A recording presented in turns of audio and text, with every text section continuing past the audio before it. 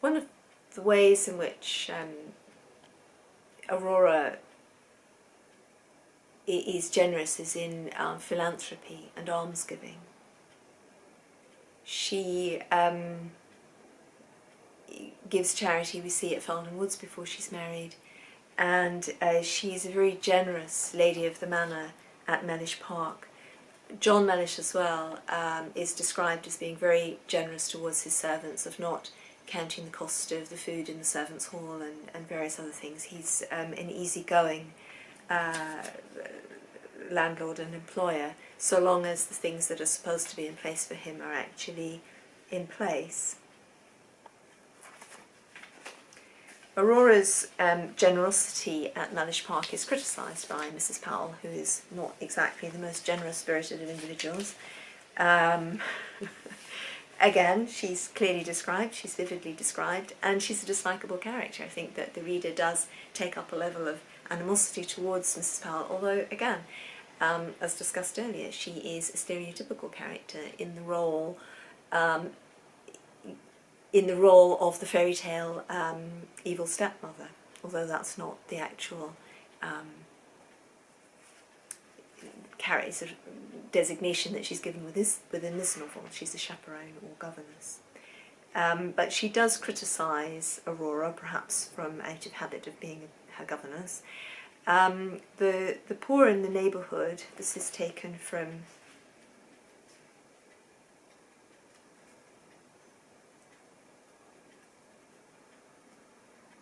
chapter 14. The poor in the neighbourhood of the Yorkshire mansion had good reason to bless the coming of the banker's daughter. Aurora loved nothing better than to ride from cottage to cottage, chatting with the simple villagers and finding out their wants. She never found the worthy creatures very remiss in stating their necessities, and the housekeeper at Mellish Park had enough to do in distributing Aurora's bounties amongst the cottagers who came to the servants' hall with pencil orders from Mrs. Mellish. Mrs. Walter Powell sometimes ventured to take Aurora to task on the folly and sinfulness of what she called indiscriminate almsgiving. But Mrs. Mellish would pour such a flood of eloquence upon her antagonist that the ensign's widow was always glad to retire from the unequal contest. Nobody had ever been able to argue with Archibald Floyd's daughter. Impulsive and impetuous, she had always taken her own course, whether for weal or woe, and nobody had been strong enough to hinder her. So nobody, including men, had been strong enough to hinder her, and in that sense, in that strength, that masculine strength, so traditionally strength, a masculine characteristic, Aurora may be seen to be masculine. Additionally, though, there's an interpretation of Aurora as being masculine because of the horsewhipping incident with the grooms, Stephen Hargraves.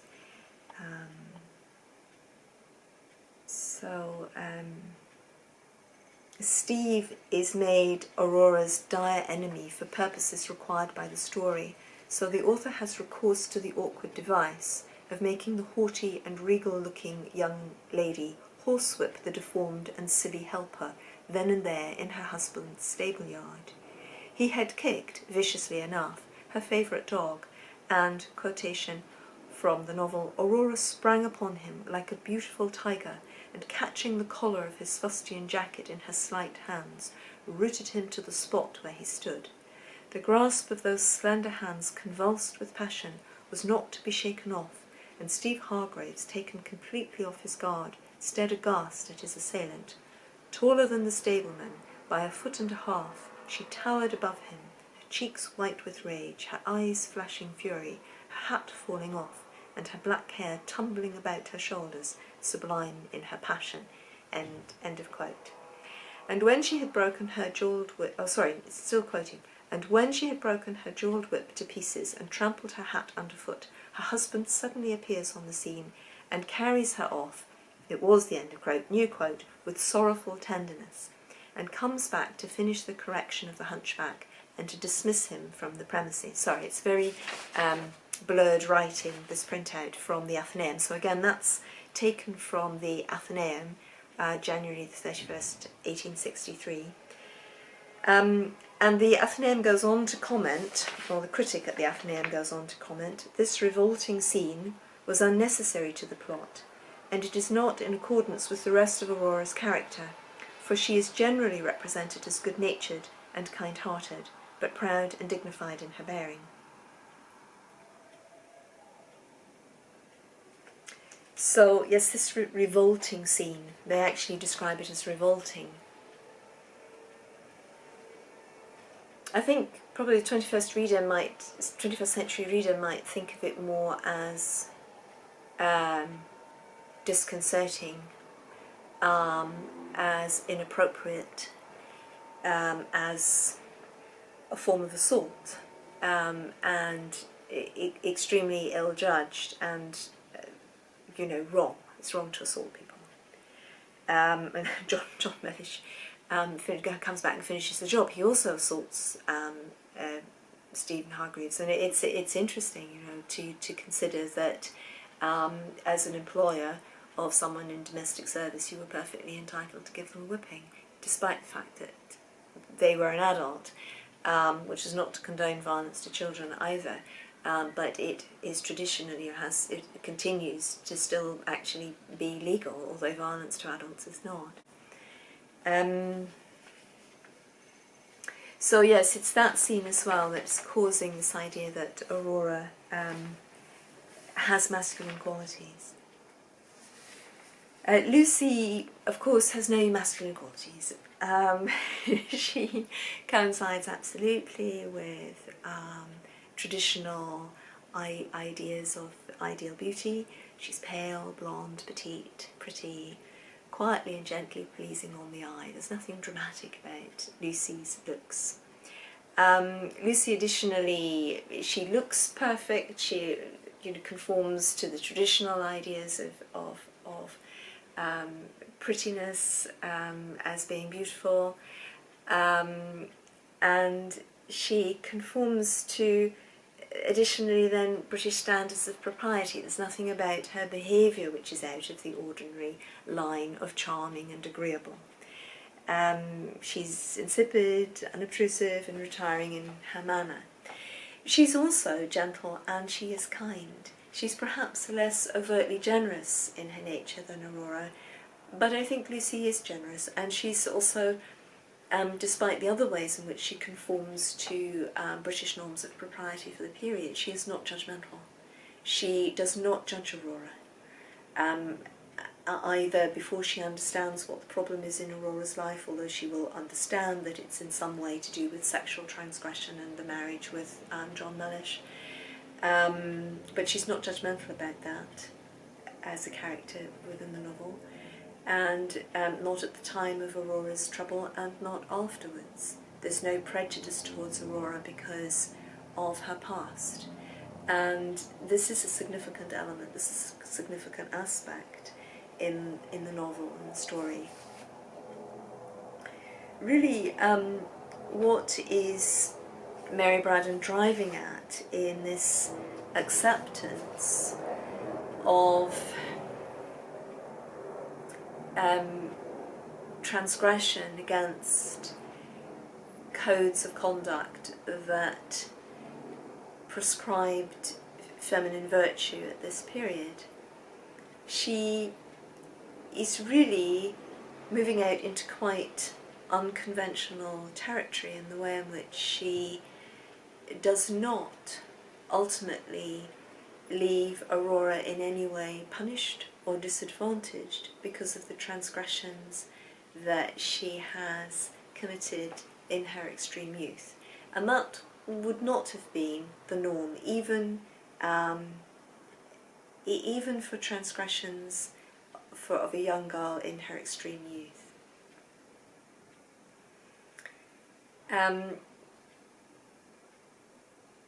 Mary Braddon herself lived for many years with her partner William Maxwell, who was a publisher and not terribly well off. He was married, but his wife was at the time was in what was called a lunatic asylum. Now, what the mental disturbance of his wife was diagnosed as being, I don't know. But she was shut away, and a relationship between him and Mary Braddon arose. Mary Braddon wrote and worked to support Maxwell's family with his wife, and also the family that Mary Braddon, generated with him, which is quite a number of children. He wasn't a particularly successful publisher.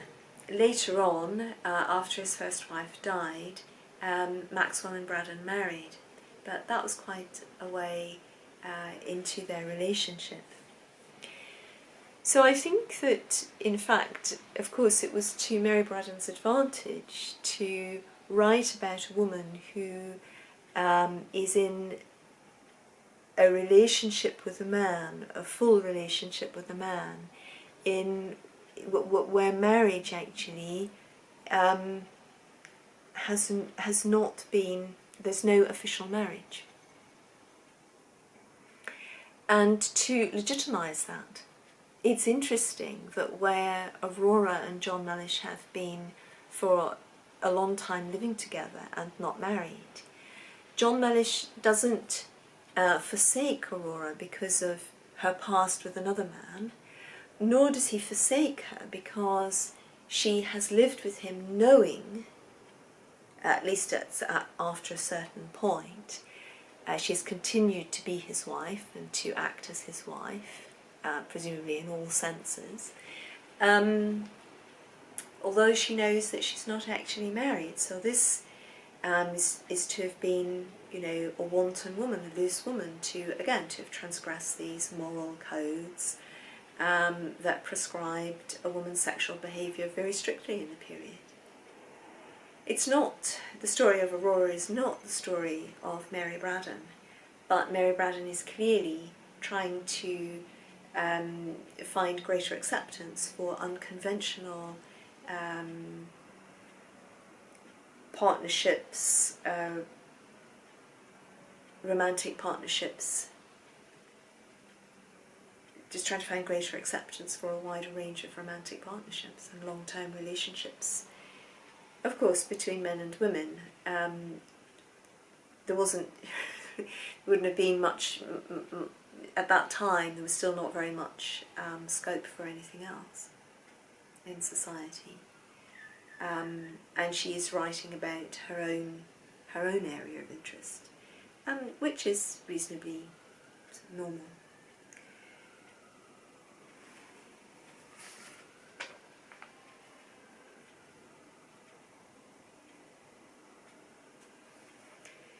There's some... So, actually, just to go back to... this book also is a suspense novel, but there was also another genre, subgenre of the suspense novel, the bigamy novel. And this novel does fall within the category of the bigamy novel as well. It defeats expectations around marriage and also around literary or fairy tale conventions. Some of these we've already talked about a little bit. The novel explodes the Cinderella myth by the death of the bride, Eliza Percival, so no happily ever after. It's also the idea that the beautiful heiress ripe for love, instead of, you know, kissing a frog and marrying a prince, kisses a prince and marries a frog in the first instance with Conyers.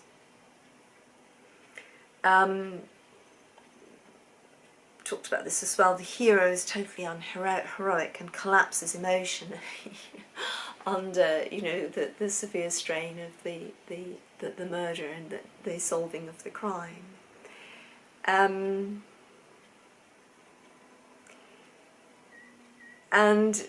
I suppose as well, there's two passionate lovers fall in love and get married and are in the process of living happily ever after, when disaster strikes and they discover that they're not married at all. So, you know, what's important? Is it the marriage Is it the fact of being married, or is it the fact of the relationship between them? And for the Victorians, it was often the fact of the marriage. So many marriages were made, especially by women, simply to secure their future, simply to secure their social position and their financial security. Often love wasn't really a big part of the game for a woman at that period. She was lucky if it was, I think. And as well, we see the opposite story. Two disappointed lovers marry. Lucy knows that she's not Talbot's first love. She knows that very, very well and very clearly, and has, painfully experienced it. And Talbot, in proposing to Lucy, it's only at that moment of proposing that he realises that she's been in love with him all along. But he's on the rebound. He's not in love with Lucy. She's a suitable bride. She will provide him with a good home, and the comforts of a home life, and companionship. She will be a good companion. She'll fit in with his interests. She'll fit in with his social life and with his ambitions. In reality, of course, although it's not love at first sight, passionate marriage, passionate wedding time, the marriage also burgeons, and they both come to realise that they are in love with one another and they are the right partners for one another. So again, that's an interesting divergence of the traditional fairy tale, divergence from the traditional fairy tale.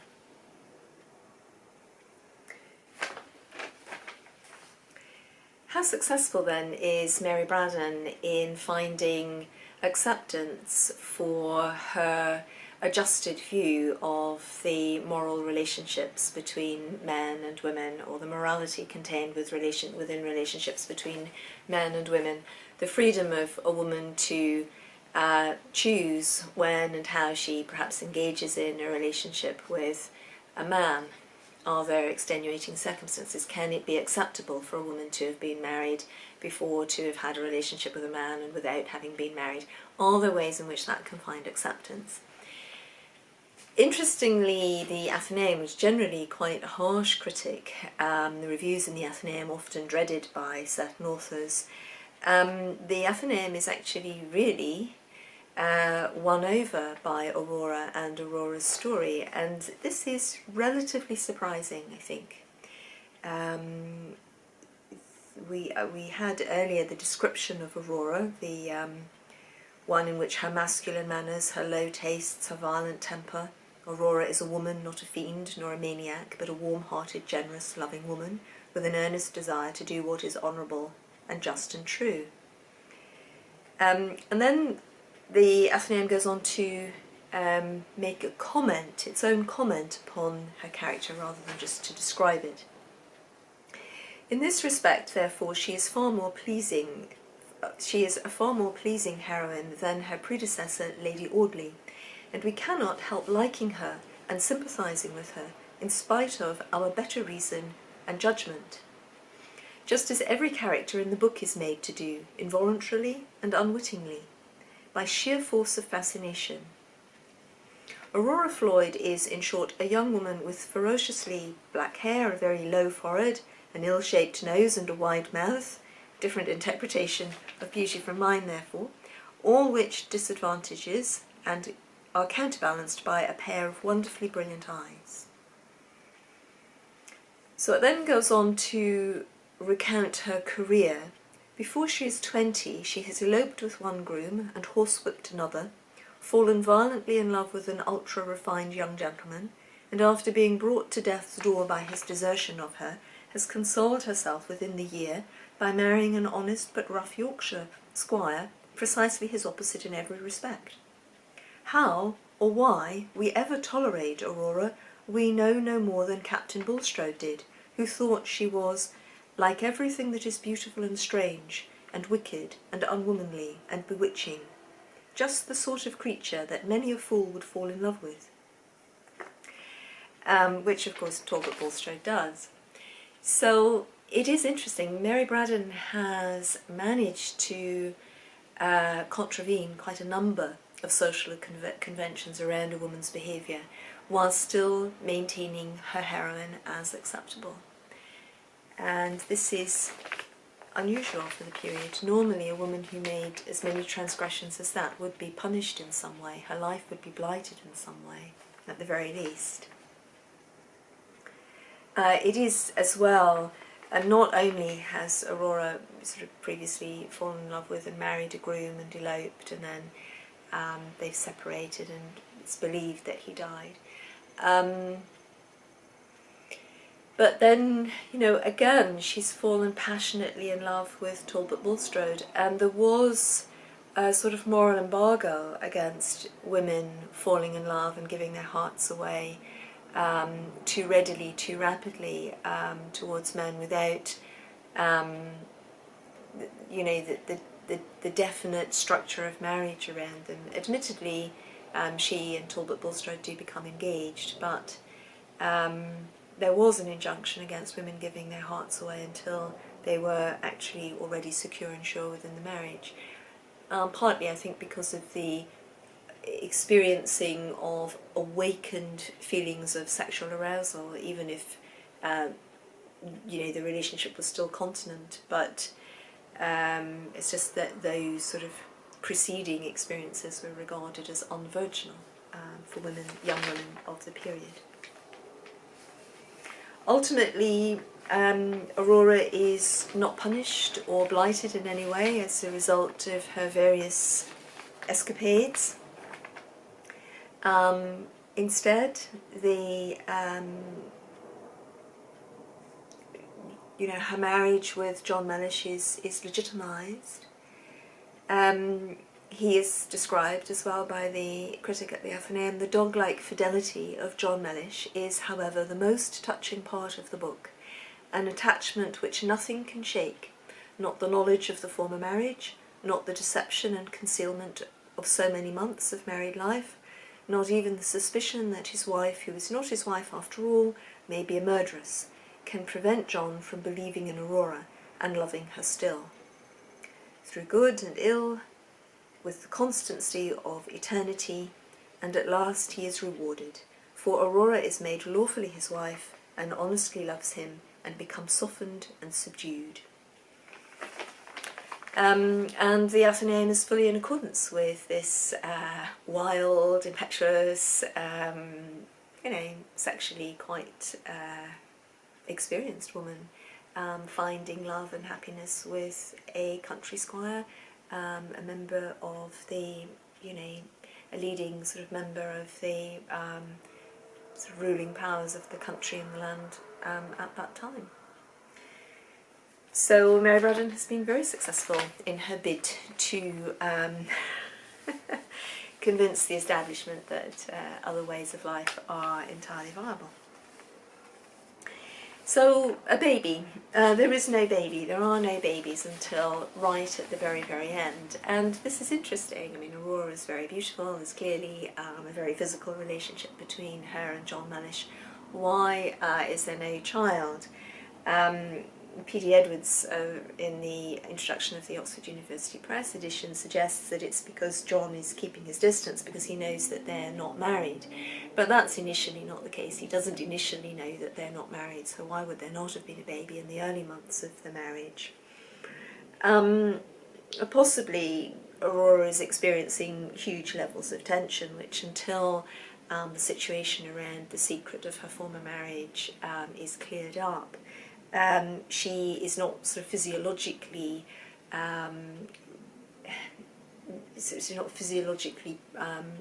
primed enough to be able to actually conceive a child. As well, I think that the critics would have taken a very different view, a very different position and stance towards the novel had there been a child born to John and Aurora prior to the legitimisation of the marriage.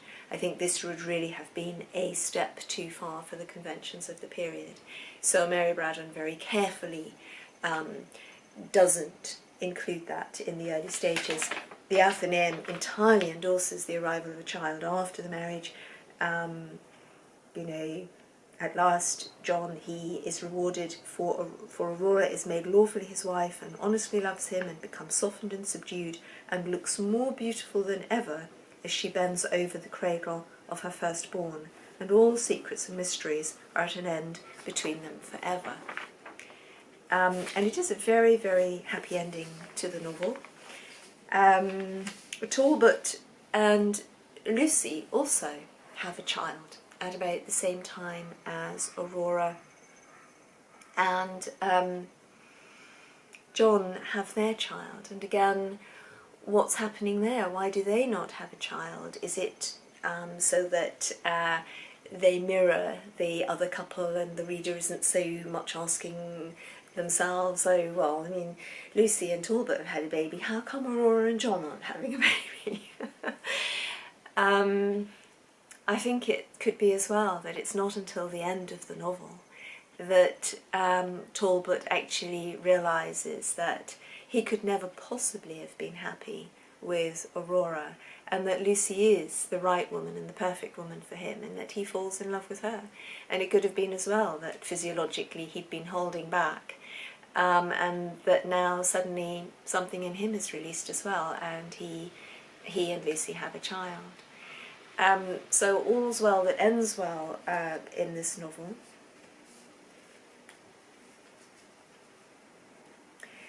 It is, I think, a highly unconventional ending. On the surface of it, it's a very conventional ending. This wonderfully powerful, emotional, impetuous, self-willed woman, as the Athenaeum says, is subdued according to tradition, and settles down to a quiet marital life.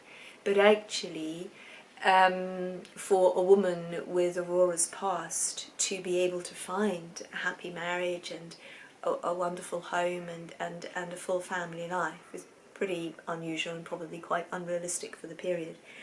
And it's an extremely unconventional ending. It's an ending that really defies the standards and protocols of the period and challenges those who would dismantle the joy of others to disagree with and to criticise, deconstruct, level the charge of moral degeneracy at the course of a story that ends in so much happiness. The novel is not high literature. There's too much stereotyping. There are a lot of highly vivid, highly florid descriptions of many things which are not deep and profound and which don't have significance at a sufficiently intellectual level to allow this to be really high literature. There's perhaps not enough. There's not enough engagement with the realities of human experience to bring out those eternal human conflicts and resolutions that throughout the ages have formed the basis of great literature. But nonetheless, this is a very interesting book. It's a very engaging book, and it gives the reader a very great deal to think about, at the same time as entertaining the reader and taking the reader into a very vivid experience of, suspension of the present and suspension of reality. So it's an effective novel. It's a good novel, and it's well worth reading.